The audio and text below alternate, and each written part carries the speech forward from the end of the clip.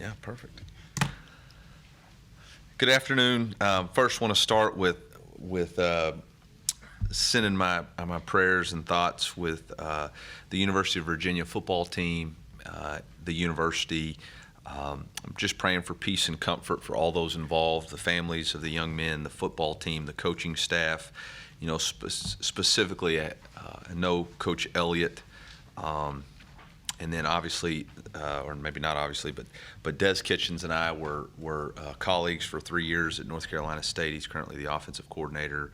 And so just heart goes out to them in such a difficult time. I do know that, you know, both Tony and Des and that staff is made of the right stuff to be the right kind of presence in such a tough, difficult time. But, man, what a sad story. And hopefully there's some positive that can come from this tragedy. With that, you know, for us, this is a big week. It's senior week. And it's an opportunity for us to acknowledge and show our appreciation to all the seniors for all that they have done for our program, whether they chose to be here for the last 6 months or whether they've been here for the last 5 to 6 years. And in Barrett's case, his whole life. We just really appreciate what they've done and the sacrifices that not only they've made, but their parents and their fans and their families to come to the games and put a really good product on the field. And I think these 21 seniors that we have represented the Mizzou football Tigers in the right way. And they are true sons to this university and this state. Jack Abraham, quarterback from Oxford, Mississippi, graduated from Southern Miss, transferred here to give us an opportunity to play quarterback, has done everything we've asked him to do as far as be a great teammate and a leader on this football team. Plans on enrolling in dental school and following in the steps of his father and continuing a practice of being a dentist there. So good news is I'm going to be able to have the ability to get my teeth cleaned later in life. Barrett Bannister, wide receiver, Fayetteville, Arkansas. What an incredible story he is. A guy who chose to walk on here. Now has over 1,000 yards receiving, over 100 catches, and just does all the little things right. Third and Bannister, you know, just somebody who you can count on, and really excited for him to walk this year. He's going to have that rare distinction of walking twice for senior day. DJ Bullard, offensive line, Fenton, Missouri, walk-on who's contributed to this football team, will graduate in the spring of 23. Kabet Chepator, tight end from Carroll Stream, Illinois, graduated undergrad in 21, master's in 22, fall of 22. The young man who walked on our football team, has not and earned a scholarship, was a walk-on tryout, similar to Boo last year, and just somebody who shows up every day and puts in a lot of work, and really proud of him. Toski Dove, wide receiver from Denton, Texas, undergrad spring of 22, master's certificate the fall of 23, made a big-time catch against Tennessee on fourth down. Obviously, I'll always remember his flea flicker versus LSU in 2020. Big catch right there that led to the first touchdown of the game and gave us a 7-point lead. Big-time catch versus South Carolina in 2020 on a 9-ball to give us the first touchdown of the game, too. Bobby Lawrence, offensive line, St. Joseph, Missouri, spring of 22, graduates with a master's certificate in the fall of 23. Recently engaged. I like to call Bobby the pride of St. Joe. Just really wants to be an athletic director in the future. And so really proud of Bobby Lawrence for his commitment to our team and this university and doing things the right way. It's been derailed a little bit from injury standpoint, but shows up and continues to work. Nathaniel Pete, running back, Columbia, Missouri, will graduate in the spring of 23. A transfer, obviously played at Rockbridge, transferred back this year, and appreciate the contributions that he's made to our football program. Zeke Powell from Georgiana, Alabama, is going to graduate. Was a young man who came here the end of July in the COVID year of 2020. Junior college kid. Started at South Alabama, went to junior college, came here. Has had ups and downs throughout his career. Started as in his first year, and then last year had to face battle competition, battled back. Disappointed that he didn't get to finish the year the way he wanted to because of an injury, but really proud of him for the way he's responded these last 3 weeks with getting his surgery and getting his academics in order and getting that second part of what we talk about, chase two dreams, a life with football and a life outside of the game, and getting his degree. Trenton Cedarwall, offensive lineman, Ozark, Missouri, just had a birthday. Appreciate all he's contributed to our team. Richard Taylor, offensive lineman from Ellenwood, Georgia, who graduated in the spring of 21 and should have complete his master's certificate in the fall of 22, or grad certificate in the fall of 22. A young man who worked extremely hard, was Tyler Beatty's roommate, and earned a scholarship last fall for everything that he did. Connor Wood from Meridian, Idaho, transferred from Montana State, a guy who has played a lot of football for us, a lot of positions on the offensive line, has a great attitude every single day, shows up to work, has a bright future in front of him. He's going to be used to weather like this today. No problem for him practicing today at all. DJ Coleman, defensive end from Atlanta, Georgia, graduated from Jacksonville State, transferred here, has worked extremely hard to be a very productive player for us. And we appreciate his belief in us and his willingness to embrace his role, whatever it was throughout the season. Tyrone Hopper, defensive end from Roswell, Georgia, another career seventh-year guy, has graduated from UNC and works real hard for us and again, embraces his role, whether it's 10 reps a game or 20 reps a game, does whatever we ask him to do. Trajan Jeffcoat, defensive end, Columbia, South Carolina, graduates in the fall of 22. Obviously has been a big-time player for our university for a long time, and really appreciate all that he's done, battling through adversity throughout his career and walking to get his degree. Martez Manuel, safety from Columbia, Missouri. Summer of 23 is when he will complete his degree. Martez brings a lot of energy and enthusiasm. He loves this city. Loves representing and playing for the University of Missouri, and we're really proud of him. Isaiah McGuire, defensive end, Tulsa, Oklahoma, graduates in the summer of 23, a young man who's worked really hard to develop into our most consistent defensive player and affects the game. Was our defensive MVP last year and is looking to be that same player for us this year. Devin Nicholson, linebacker, Detroit, Michigan, graduates in the summer of 23. Darius Robinson, defensive tackle from Southfield, Michigan, graduates in the spring of 23. Jelani Williams, safety from St. Louis, Missouri, graduates in the fall of 22. A guy who's battled a lot of injuries and consistently shows up, does everything we ask, is ready at a moment's notice. And as long as I'm coaching, I'll remember Jelani's hit in that bowl game on fourth down. Obviously it led to an injury, but man, he came up, filled the hole, got him down, and gave us a chance to get the ball back to go down and take the lead in that game. Special teams, Jake Hoffman, long snapper from Kearney, Missouri. I think I said that wrong, Kearney, Missouri. And just a special young man. When he gave his senior talk in fall, talked about he grew up coming to the University of Missouri football games and dreamed about being a Tiger, and as now his dream has become reality. Obviously earned a scholarship and does a heck of a job for us. Sean Ketting, kicker from Columbia, Missouri. Sean's been through a lot, being from here, earning a scholarship, having personal difficulties he's had to work through with family-related issues. Just really proud of Sean and his commitment to our team and continuing to play and show up every day for us. These seniors deserve this week for us to, again, show our appreciation to them for all that they've done. And we have one of the unique traditions in college football that if you win on your senior day, the seniors get to go and get a rock from the M and they get carried off the field by their teammates. And so that's our focus this week. That's our focus this week, is to celebrate these seniors, to make it about them, to play to our standard, not to play to an opponent, but to play to our standard, to get better at the simple things, to execute at a higher level than we have the last 2 weeks, to play to our standard, to play and to be excellent in the simple things that we can improve on, and to make sure that when this game's over, our seniors get the opportunity that they've worked so hard to get. So with that, I'll open it up for questions. Eli, the word senior is a little bit of a moving target still for the next 2 or 3 years. I mean, is the fact these guys are going through senior day an indication this is their last game, or is that all decided? I mean, not last game, but last year, or is that decided after the year? I know some of them can't. The long and short of it is I don't know.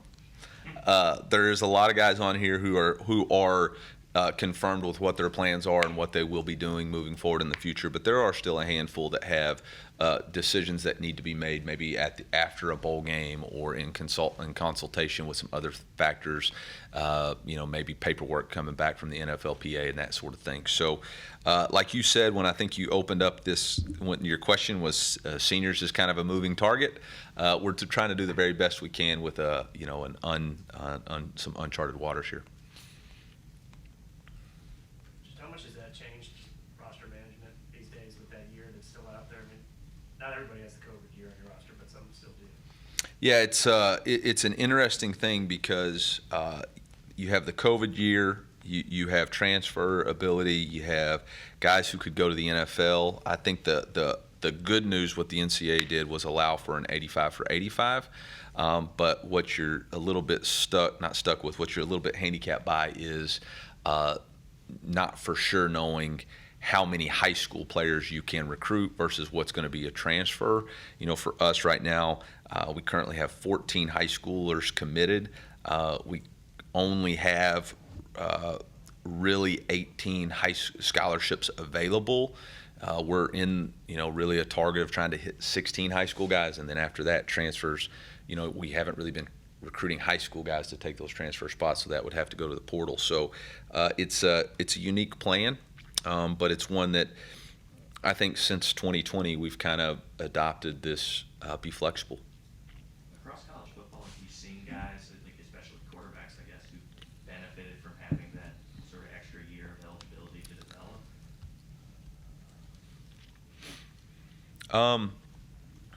I'm trying to think about across college football right now. I haven't really. I don't know that one. I would think anytime you have a year in college football to get better, it's good in order to develop. I think some of the quarterbacks that are playing at the highest levels right now are guys who've gone through some growing pains. Looked like more designed runs for Brady on Saturday. Was that the idea going in, or was that, hey, this is working, we're going to stick with it as the game unfolds? Both. I felt like, again, in the South Carolina game, we kind of had a template. And then, obviously, in the fourth quarter of Georgia, Brady was able to use his legs to get going and I think play a little bit better. And so trying to incorporate that combined with what they allow you to do. Eli, and then some of those fourth and shorts from maybe your 40 where you punted against Tennessee. What was the thought process behind punting on some of those, and would you have decided differently looking back at it? There was one fourth and short in the first of the game, correct? And the score was 14-7. Yeah, and a couple more later in the game. And then there was another one later in the game that we went for, and then there was another game that we went for, but we got a penalty and backed it up to 4th and 6. So the first one at 14-7 felt like we were still in the game and didn't want to give them obviously a short field, and so obviously play the game the way we felt like we need to play it. Don't put our defense in a bad position. In the fourth quarter, it was either 49-24 at that point. Yeah, it was. Because then they made the field goal to go 52. We went with a play that we've been running a lot. We just hadn't ever got to the second part of that play, which was to flip it out to Elijah. Obviously didn't execute that. Felt like we had an opportunity there from the look. And then the last one was we were going for it on 4th and 1, but when we got the penalty, I think at that point it was 59 to 21, and a 4th and 6 at midfield. I felt like it. Didn't want to do anything else to give them the ball that close, trying to preserve maybe another touchdown. Obviously that didn't work, but that was the thought process. And that's the only 3 that I can recall, but if I'm wrong on that. Your defense has not had many instances this year where they've kind of got to bounce back from getting punched. I mean, what's been your sense the last couple of days of where those guys are at after what happened on Saturday? Yeah, I mean, I think from top to bottom, whether it's offense, defense, or special teams, we all felt like we didn't play to the standard that we needed to starting, really in the third quarter. And I think that's all of us have the ability to either hide from that or face it. And we're not going to hide from it. We're going to face it. And we have an opportunity this week to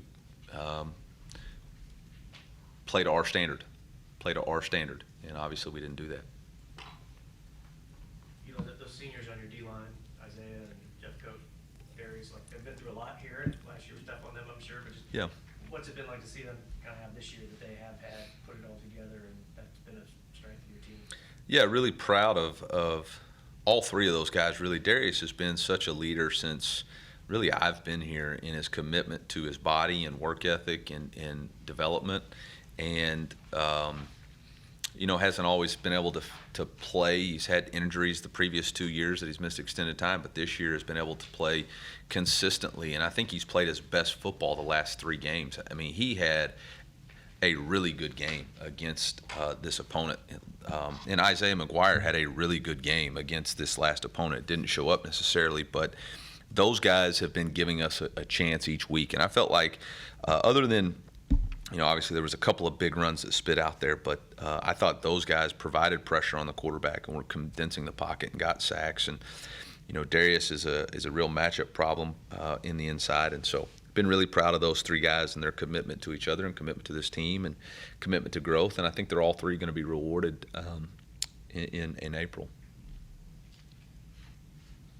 A couple guys that may have missed him being mentioned, but I don't know if Hiron and Chad maybe had gone through senior day last year, or if Hiron's already decided he's going to, try to get a waiver, or what the situation with those 2 is. Yeah, my conversations with Hiron and his parents, we're going to apply for a medical red shirt for this year, and we feel confident that the NCAA will grant that. And we're very excited that if that's granted, he would spend another year with us. And that's really for him the best possible outcome for him to be able to rehab, retrain, and still have an opportunity to play at the next level. And so that was something that we had been working towards, and why we felt like the bye week was the target week. If he could have gotten back and played, then we would have done that, but just never got to where we felt comfortable that he was going to get enough reps to put himself in a position to play at the next level. And so for us, that's a huge opportunity for us to be solidify our offensive line for next year and give us another big-time offensive tackle who's got a lot of game reps.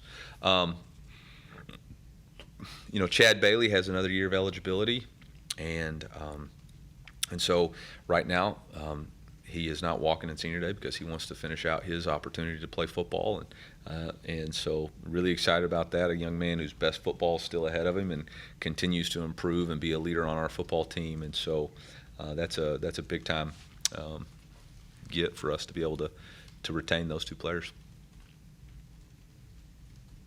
With the stakes of the next 2 weeks vis-a-vis a bowl game, how much of the focus is on the message of the importance of that versus?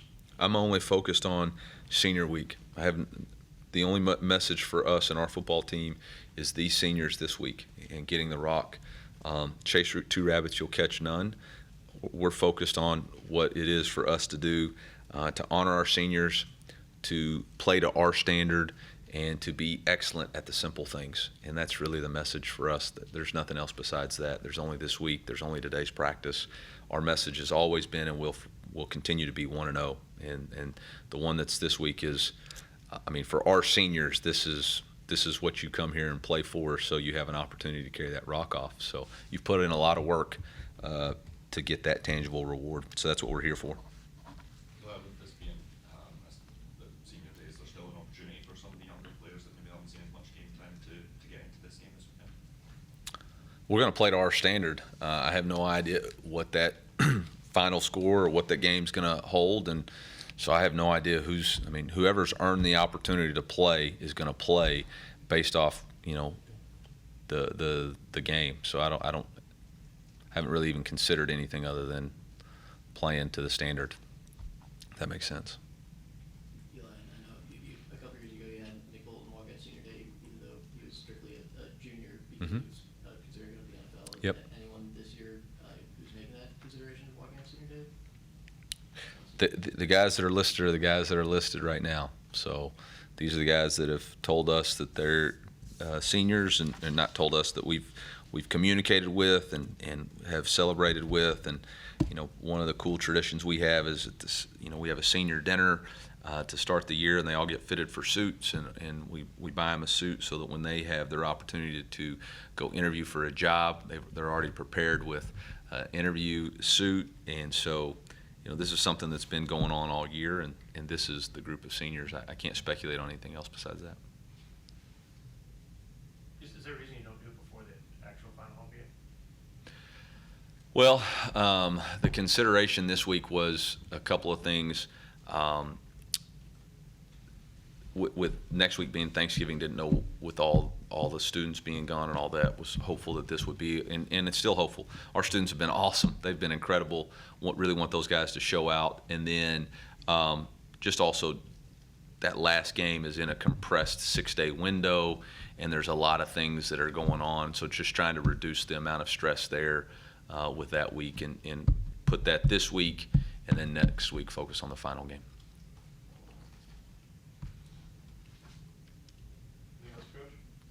Coach, with this Mexico State team, they won 4 of their last 5. They had a pretty solid defense. Obviously, they haven't played on the level of competition themselves. Good defense. What have you seen from that defense, and what do you? Yeah, I'm glad we got to these guys. Yeah, absolutely. They've won 3 of their. They've won 3 in a row. Obviously, scored a lot of points. Play a very unique style of defense. They are very multiple and play a lot of pressure and coverage. They've got a lot of transfers. I think they have 5 returning starters, and the rest are transfers who've transferred in. They've got big size up front. I mean, when you look at them, Lazarus Williams and Justin Saguaro, both 6'5", 6'3", 270. So they've got size. Their nose is a 300-pounder. They've got multiple linebackers that play at a really high level. Their back end, their nickel is a transfer from Michigan, from Detroit, who was a 4-star player. On the offensive side of the ball, they've got a really good scheme. Obviously, I think both, all the head coach, the offense coordinator, defensive coordinator spent time at Pittsburgh State, so they're familiar with the area. The defensive coordinator was at SEMO last year, and so a lot of respect for what they're doing. They play really hard on special teams, and obviously have played their best football late in the year with a commanding victory over Lamar last week. So we definitely have our work cut out for us. I know our staff knows that. I think our players understand that. And again, that's why I've been preaching about we have to play to our standard. We can't just assume that this is a team that's going to come in here. I mean, they're going to want to make a name for their program and their self, and they're playing at a high enough level to do that. So we have to play to our standard, and that's the challenge for us. And again, we've got to do the simple things well. They do a lot of things on defense. They do a lot of things offensively that make it difficult for you. So we can't get caught up in chasing a lot of scheme. We've got to do what we do at a really high level. We got to block better. We got to have our hands inside. We have to have better tackling angles. We have to identify what our matchups are in man-to-man and make sure we have the right technique. We have to run our routes at the right depth. We have to get through our progressions at the quarterback position. And so all of those things are things that we've been doing since we've been here. We just got to do them really well this week in order to have an opportunity to win. Anything else? Thank you.